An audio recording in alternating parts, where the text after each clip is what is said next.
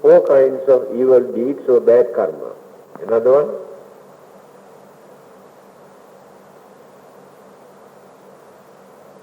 Slandering. What is slandering? How do we do that? We cannot keep quiet. Always we want to talk. When we talk, we never balance, never think twice. Just go on talking. Ill of others. Then, creating stories to insult others. Then go and tell others also. Create lot of problems, enmity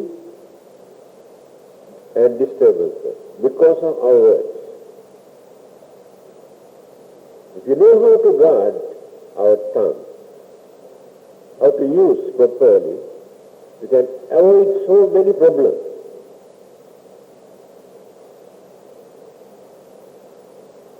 That is the second one. Third one, parusa. When we are angry,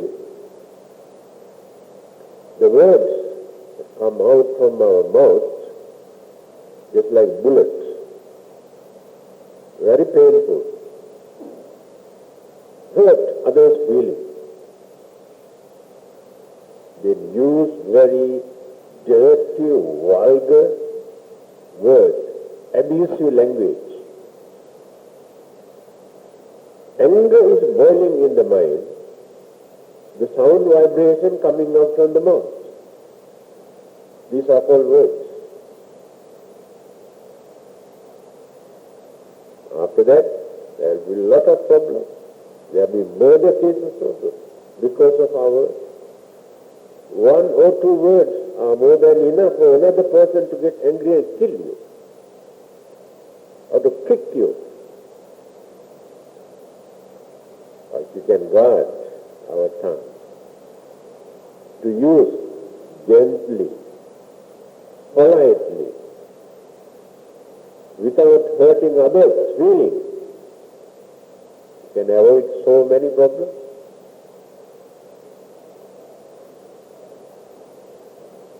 Now this is the third one.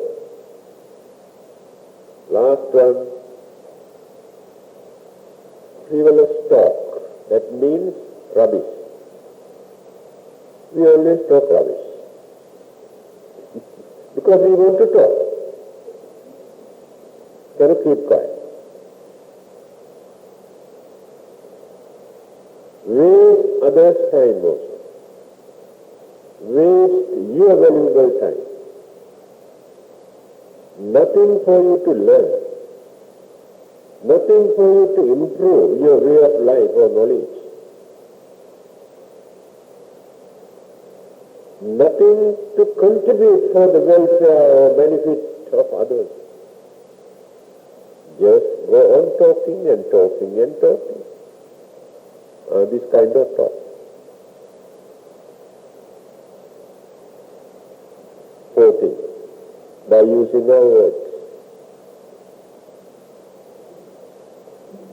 Then, by using only our mind without uttering even one word or without doing anything, that mere thought itself creates bad karma. How many are there? 3. Avidya, Vyapada, Mithyadik. No need to do anything. Just keep quiet and create one of these thoughts in your mind. Then you are going on accumulating lot of bad karma. You never think. Only poisons your mind.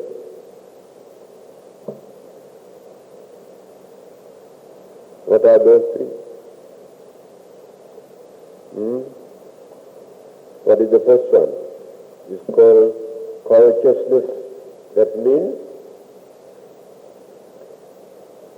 it's called poisonous craving, not ordinary kind of craving.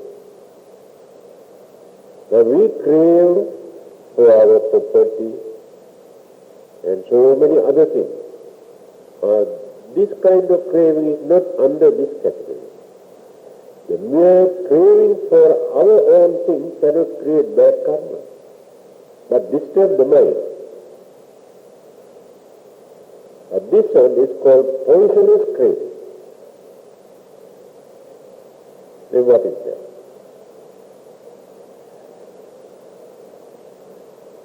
We try to gain something from others, we belong to others, either by hook or crook, not any kind of cunning method, or by disturbing and thinking to harm those who are holding this property. And that is called poisonous craving, not ordinary craving. You pray for that person to die, for you to gain. Sometimes your father also, when he is very old, you are going on thinking, why this old man won't die so that I can take all his property? Yes, there are so many. And that is called poisonous craving. You don't know how dangerous it is.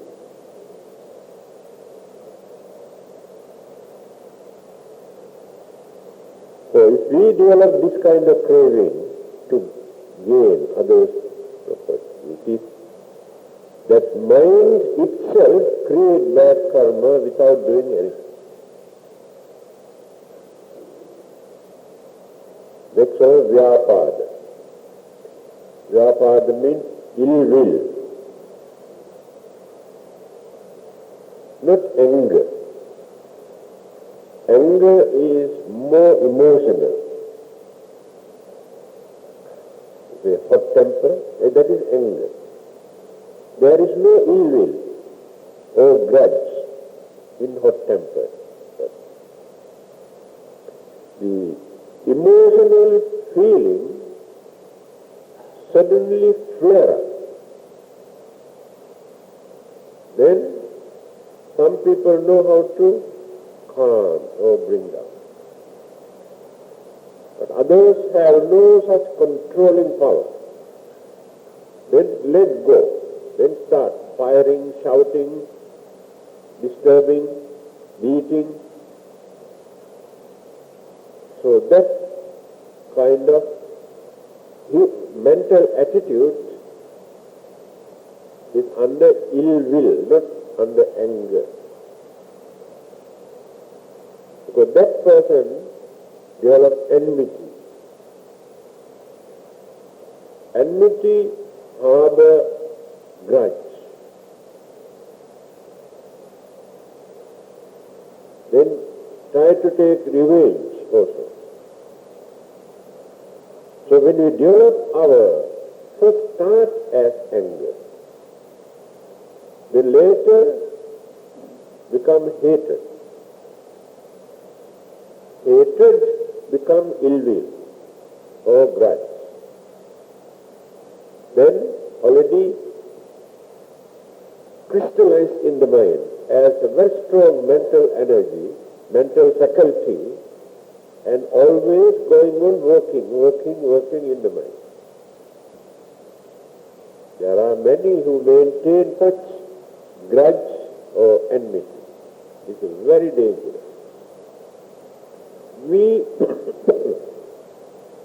by maintaining that mental attitude, actually we harm our own mind than harming others. Because we pollute the purity of our mind by maintaining that.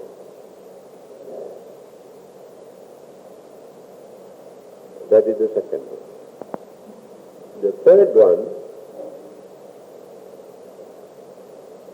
maturity. Now that means a wrong concept or belief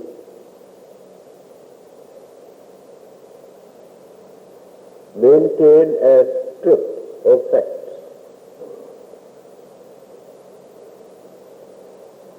Mostly on our religious belief. Not about worldly things. We have wrong belief and concept of worldly things. Here we are talking about religious concepts.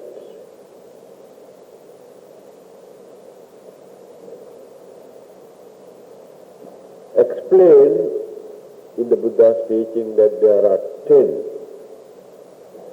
kinds of wrong concept or wrong belief that we maintain in our mind, which are harmful and obstruct our mental development, spiritual development and peace in our mind.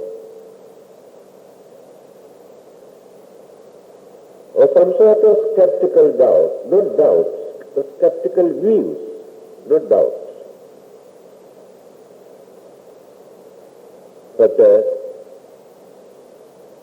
why should we contribute for the welfare of others?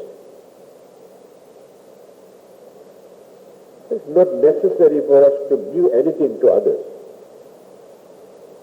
But this kind of belief. By thinking in that way, we develop more and more selfishness in the mind. Never think of others. Then that person cannot create kindness, sympathy, understanding in that mind.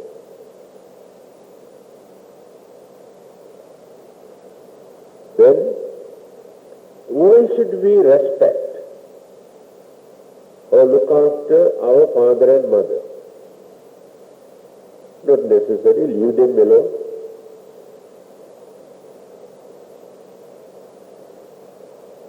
So human beings have a human mentality which we cannot find in many animals.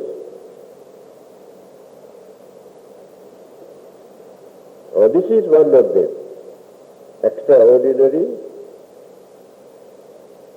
humane qualities. That means to look after our father and mother, to support them. And some others say, why should we do? What for? This kind of belief. Some others say, morals and immorals, good and bad things,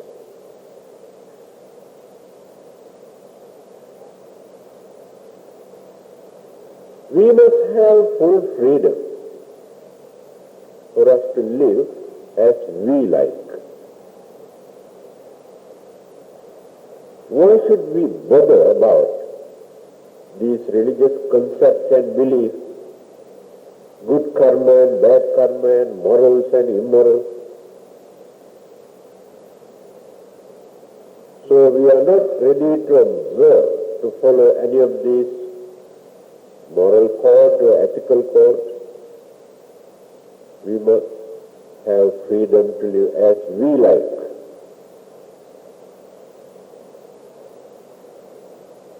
Another one. Some people believe by doing good deeds, we can experience good effect, good result. then if committed bad deeds or bad karma, we have to face the consequences of the bad effect. We are not worried about these two. Whether we experience good results or bad results, we do our work. We live, we enjoy and die, finish. Why worry about this?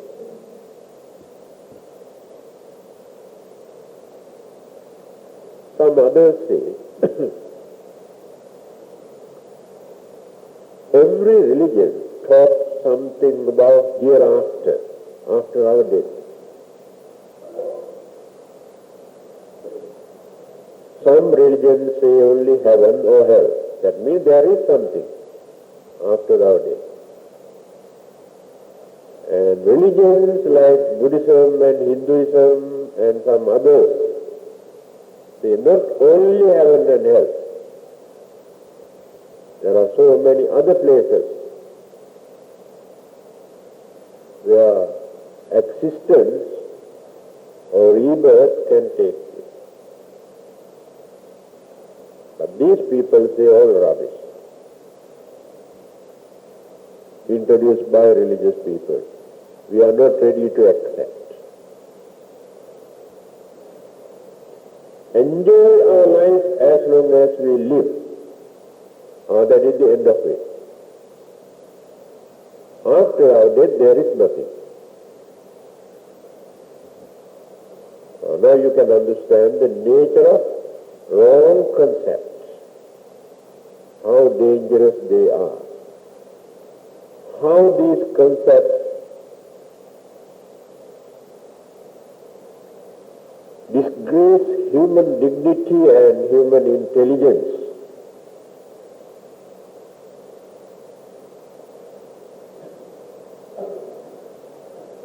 These are the three kinds of thoughts which can create bad karma. These thoughts create bad karma. These are the 10. 3 from the body, 4 from through our words, and 3 through our thoughts. 10 kind of evil. That is what here the book says. If they have done, but person who has attained first stage of sainthood never commit these kind of evil deeds intentionally, purposely, with selfish idea to harm or disturb others. Even then, still they have craving in their mind. Craving for pleasure still there. Craving for existence still there. Because of that, they make mistakes. By words, body, or thoughts. Then, if happen to violate one of these religious principles, so their nature is such, they never hide, they never pretend, never behave as hypocrites. Now that is the beauty in this. If happen to violate one of the precepts, they reveal to others, they tell others, I have to commit, I have to do this under certain circumstances. This attitude is very good, because many people cannot do that. After violating, after committing evil, they try to justify there is nothing wrong. That is a very bad attitude. You must never do that. Admit. Tell others, yes, I know it is wrong, but I have no other choice. I have to do that. But I try not to repeat, not to do it again. That attitude gives a chance for you to develop further. If you try to hide it, you behave as hypocrites and you have no chance to develop further. When others come to know, they also insult you. Never trust you after that. So, Sotapanna, the first stage of sainthood. If happen to make some mistake, they never hide, but reveal to others also. They say, incapable of hiding. It is impossible for them to hide because they are not hypocrites.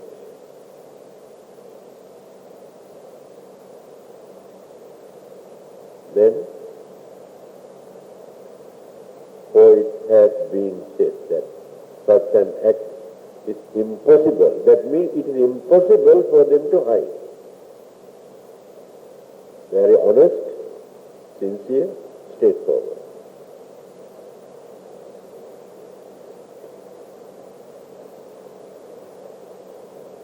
The reason is given here. Abhabbata dittha padassa vutta.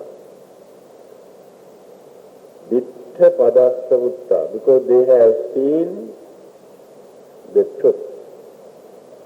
They have seen the correct path. They won't want to go astray again here and there. They have seen the correct path. Therefore they never hide anything. So in our case, we always go and hide here and there. Then we miss the correct path.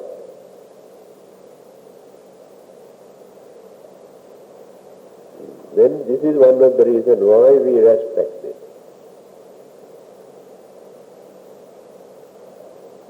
So by this truth, may there be happiness. It is the truth. Here in this truth there is some sort of power. That is the power that we mention here. To gain some happiness and blessing. Blessing can come from such person.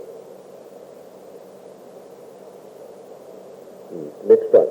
Let us finish this today, otherwise go into it.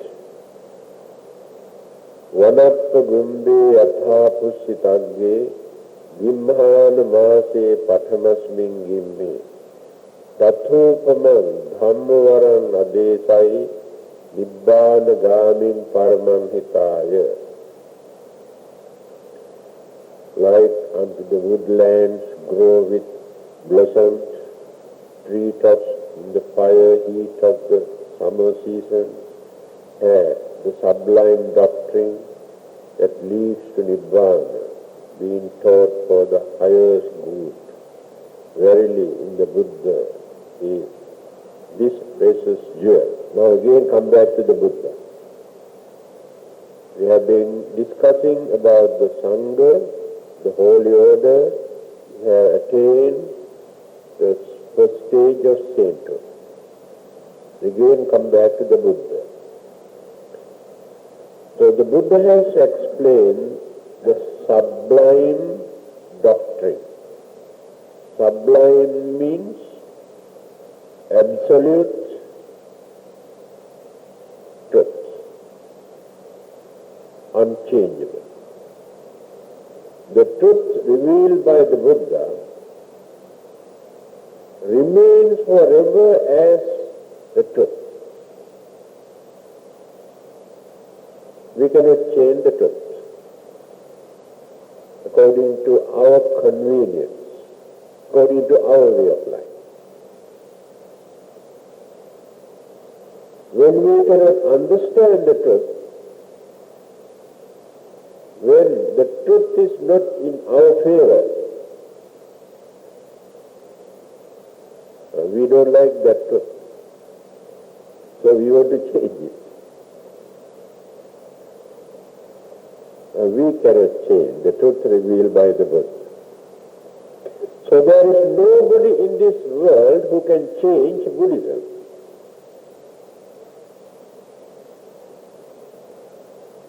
But many things that we have introduced in the name of Buddhism, people can change at any time. They have done, they are doing, and they will do in future. But that is not Buddhism. The truth of the Dhamma revealed by the Buddha.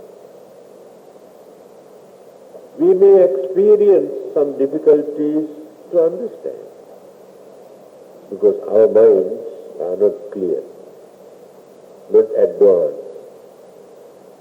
But when we get into the path, then easily we can go further and further without withdrawal.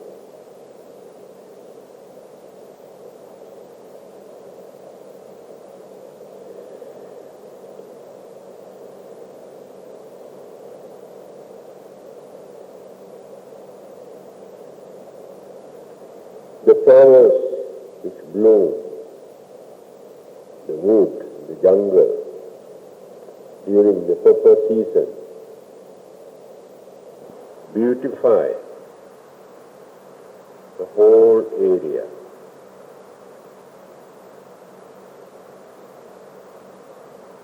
The Dhamma, the sublime doctrine, revealed by the Buddha, illuminate the whole world, dispel the darkness of ignorance. But ignorance is very, very deep rooted in our mind. So this truth, this Dhamma, cannot penetrate, cannot absorb into our mind. That is why many people say, oh, we are not interested. Cannot go into their mind. But those who experience the taste of the Dhamma know how to appreciate.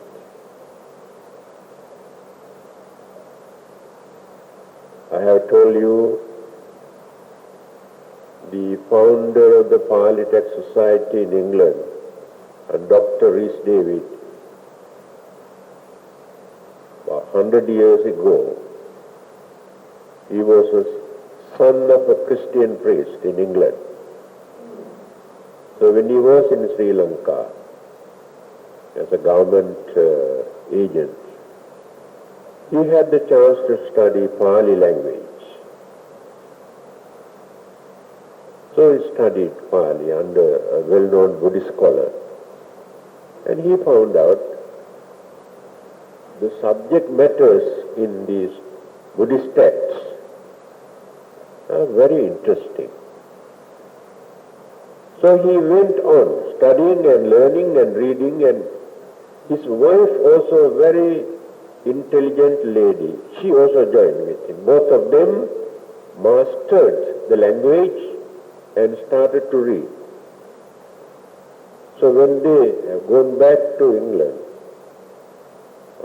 established this Pali Text Society to translate Pali books into English, first time. So they went on translating. It's a very difficult task, not so easy to translate Pali directly into the English language, first time. But they had that courage and knowledge and talent, translated many books by both of them, husband and wife. But they had that courage and knowledge and talent, translated many books by both of them, husband and wife. When this man was very old, he has written in one of his articles how he started learning Pali language and Buddhism. For what purpose? He said, I am a son of a Christian priest. The purpose that I wanted to study this religion to show the superiority of Christianity, because blindly I cannot talk anything about Buddhism to ridicule it. After learning, I can point out. That was the purpose. Then in the end, what happened to me? Without my knowledge, I have become a Buddhist.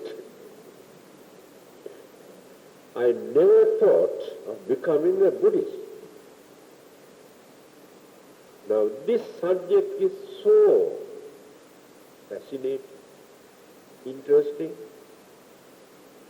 If there is anybody in this world who can extend my lifespan for another 10 to 15 years, every minute I spend for this work, translating Pali books into English. This is the way how they have learned to appreciate, because they have seen the truth. But in our case, in the name of Buddhism, we are dealing with husk. Never enjoy the greens. As Buddhism, we are doing something else. But they know how to appreciate. That is what the Buddha said earlier. Yo Dhamman passati, so mang passati. One who sees my Dhamma can see me. Through this Dhamma, we can understand who this person is. Otherwise, we create our own Buddha according to our imagination. We think, oh, his face is like this, nose is like this, and his hair is like this, and the body is like this, so big, and that is our Buddha. If not, oh, he can perform miracles, he can fly, he can appear, he can disappear. These are small children's play in the eyes of the Buddha. That is why he says, if you can understand what I taught you as Dhamma, then you can see the Buddha. Real Buddha you can create in the mind, in that way.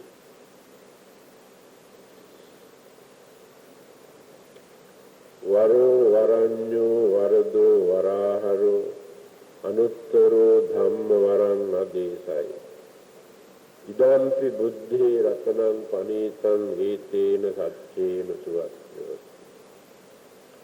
The unrivaled, excellent one, the knower, the giver and the bringer of the excellent, has expounded the excellent doctrine. Verily, in the Buddha is this precious jewel. Again, talk about the Buddha. The Dhamma. So when we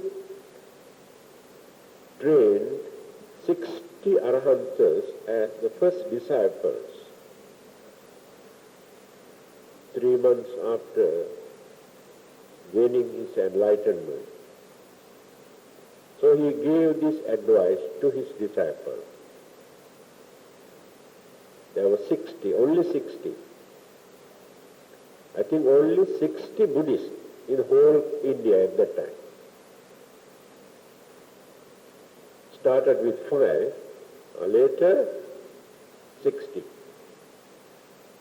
He said, Charata bhikkhave charikan bahujana hitaya bahujana sukhaya lokanukampaya atthaya hitaya sukhaya deva manusana. Deseta bhikkhave dhammam adi kalyanam madhye kalyanam paryosana kalyanam sattham sabhyanjanam kevala paripunnam brahmacharyam pakasetha. These are the words. You can see this wording in Mahavagga Pali, in the Tripitaka. A very meaningful utterance of the Buddha. He said, Charata bhikkhave charita.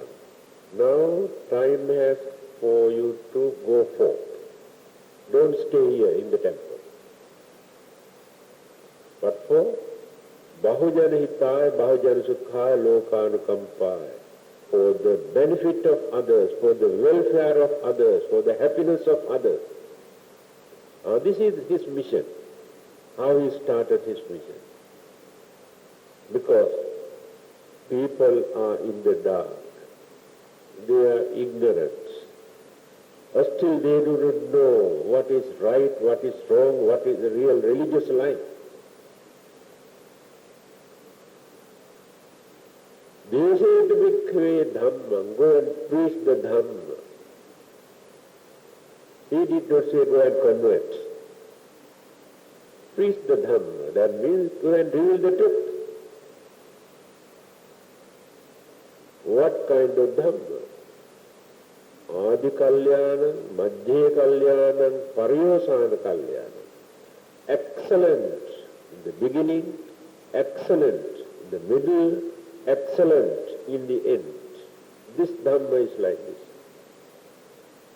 That means when you start to realize the Dhamma, to practice the Dhamma, you feel wonderful, excellent. In the middle, having gone through certain practices, realization, the happiness, the confidence, satisfaction that you gain is excellent.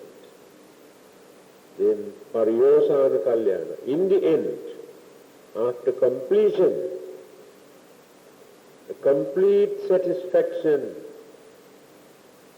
bliss, confidence, peace that you maintain in your mind, excellent.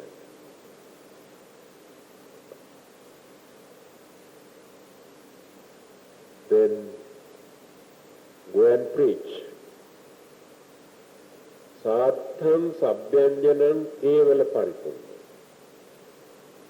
Go and explain in details, because many people cannot understand these words, technical words. Preach in detail, explain to them. Brahmacharyam pakasetha. Go and introduce Brahmacharya, life of Brahmacharya. Brahmacharya means noble life. Go and introduce people to lead a noble life. That is the Buddhist mission, the yeast of the Buddhist mission. So they went. When they were about to go, the Buddha has given another advice. He said, 2 monks should not go together. Go one by one. That means to spread. If 2 by 2, then only 30 areas. 1 by 1, 60 areas.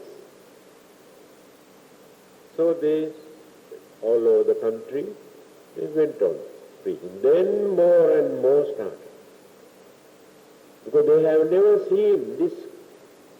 To them at that time, these Arahantas were very funny creatures.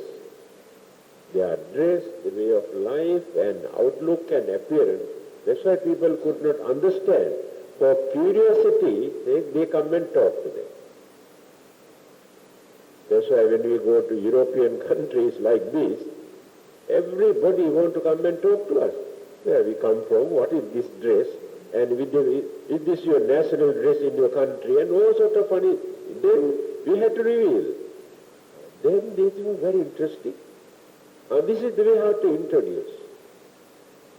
So purposely, the Buddha has introduced this robe, this color, this dress, to arouse the feeling. Now if we go out like ordinary people, no extraordinary feeling cannot influence their mind. Then they come nearer, develop more confidence.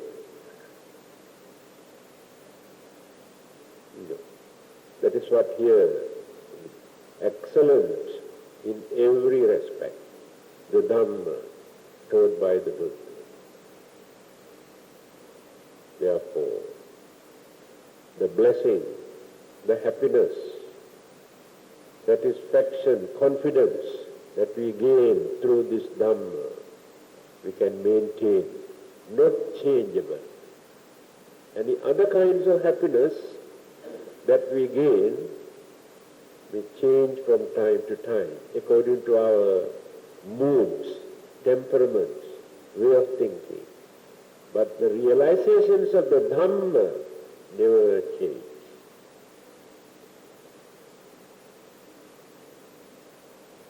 Khinam Puranam Navang Natti Sambhavam Viratta Citta Ayatike Bhavasmi Te Khina Bija Avirul Hichanda Nibbanti Dhira Yatha Ayang Padipo.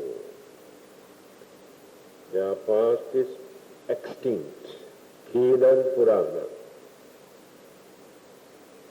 Navang Natti Sambhavam. A fresh becoming there is not. Fresh becoming is not. Their minds not attached to future, but their desire go out. Those wise ones go out even as this lamb. This is also, and this one, the Buddha, these are the Buddha's utterance. The Buddha pointed out one lamb, particular lamb, it's called oil lamb. Just like this lamb, he said. And what is this lamb he was talking about? I have told you at the beginning, in the city of Vesala, when there was a very bad famine, epidemic, thousands of people were dying, the Buddha visited this place and started to recite this particular Ratana Sutta with Venerable Ananda. Now he is pointing this lamb to Ananda, just like this lamb. And this lamb, in the same sutra at the beginning, I think you can remember, you heard that the Buddha did not condemn certain traditional offerings to devas. He said you can continue.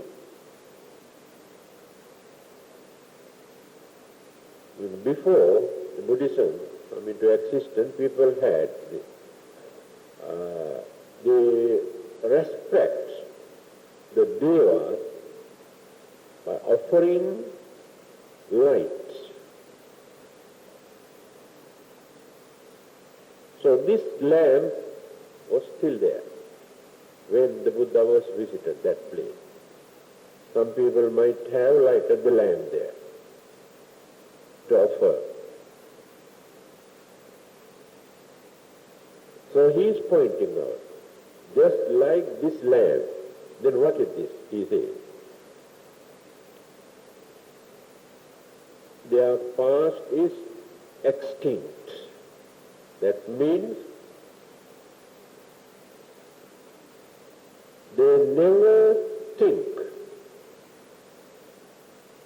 or never accumulated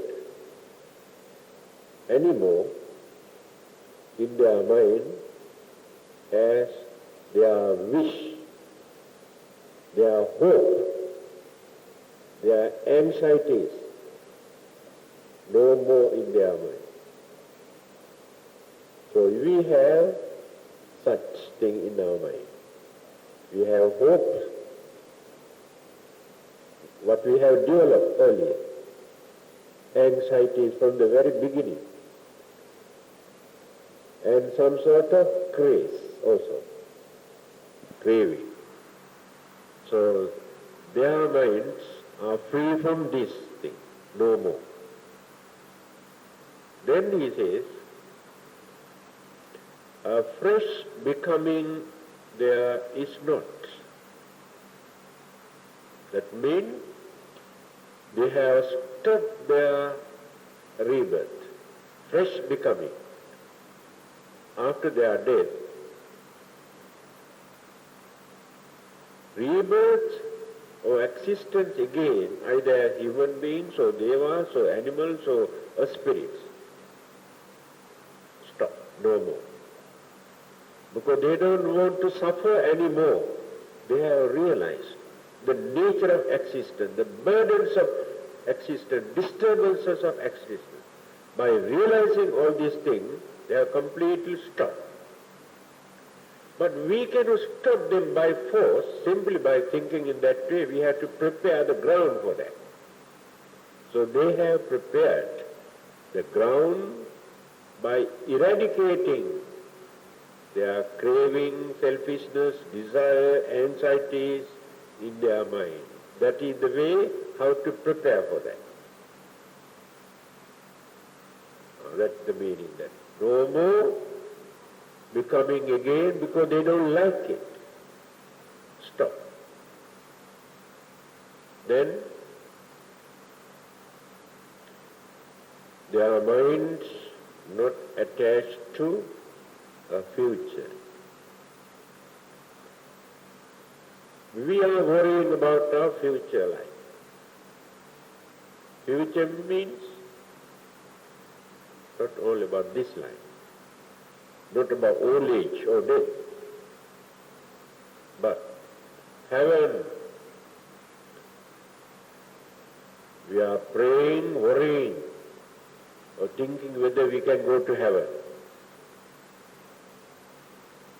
And we are scared of hell or ghost. And these two things are always working in our mind, bothering, disturbing.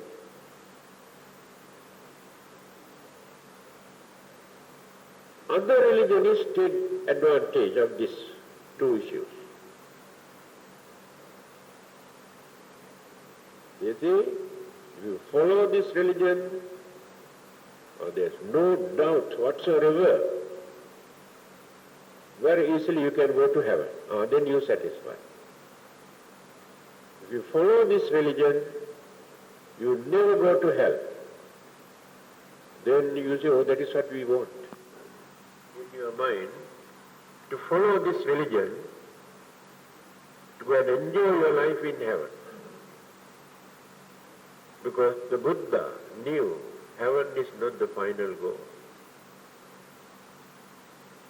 To practice a religion, if you introduce a heavenly reward, it is under bribery and corruption. You must give freedom for people to understand what is right, what is wrong, what is real, what is unreal. That is Buddhism. Gained by frightening, threatening people, saying if you don't follow this, if you don't practice this, you go to hell. Eternal suffering, hell fire forever. Then they accept. It's just like small children who want to do something to avoid rotten. But they never appreciate, they cannot understand why should they keep away. but they are scared or rotten. So is there any difference between this or that? That is not the way to introduce a religion, talk about hellfire. Forget about both. Don't worry about this or that. Behave as gentlemen. Do your duty without neglecting. Try to live without disturbing others. In the end, there is nothing for you to worry, to regret. That is Buddhism. People are worrying about their future, next birth, next life, and this and that, due to their stupid ideas, imagination, because they do not know how to handle properly their way of life. Yes. These holy people have no such attachment towards anything. Minds are completely free.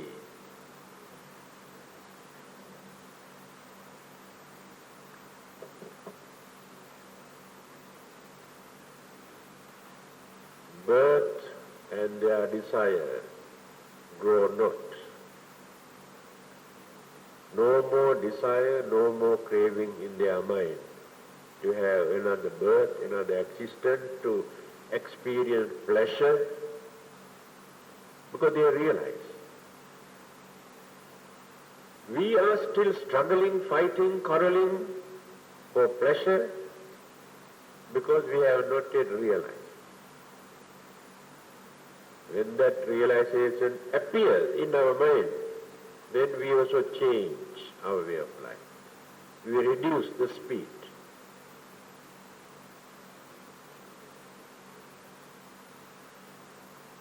Those wise ones go out even as this lamb.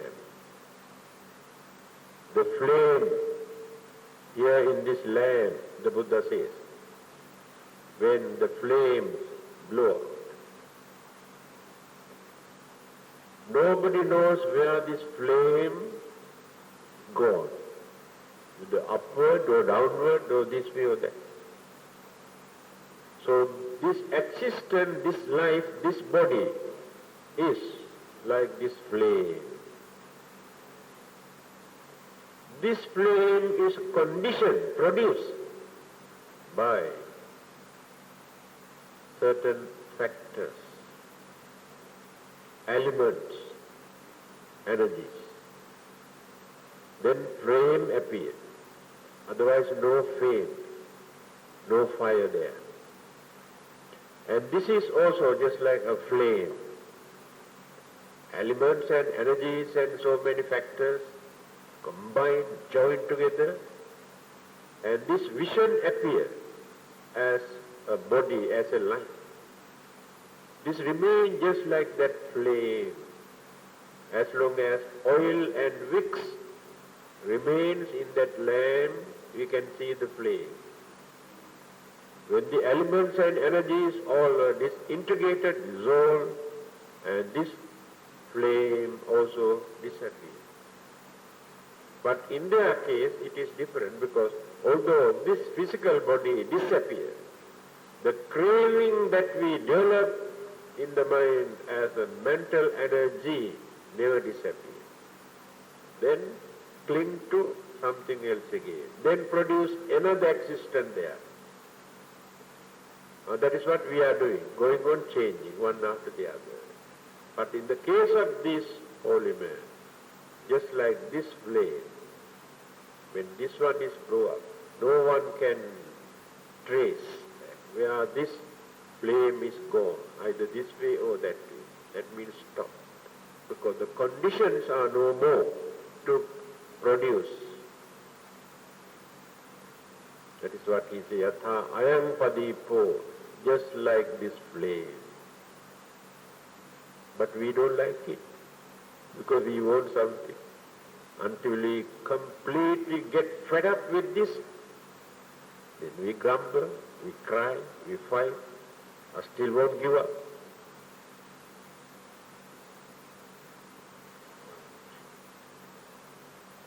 verily in the Sangha is this precious jewel, is the great qualities, virtues of the holy Sangha. Then these last three stanzas, Yani the Bhutani Samagatani, says, after these recitals, this Ratana Sutta, the Devas have been paying attention toward this chanting, recited these truths. Pay respect to the Buddha, the Dhamma and the Sangha. Yani the Bhutani Samagatani Bhummani Vaya Nivantalike Tathagatang Deva Manusabhujitam Buddham Namassama. Pay homage to the Buddha. Buddham Namassama. Svatyotu. We being here assembled Devas, whether celestial or celestial, terrestrial or celestial, salute the accomplished, the Buddha, honored by God and human. May there be happiness. The Buddha is honored, saluted, respected by humans as well as celestial devas, God. Also respect the Buddha. So by the grace or the virtues of the Buddha, may you be well and happy. Then the Dhamma and the Sangha. So these three stanzas were recited by the Devas to pay their respect. This is Ratana Sutta.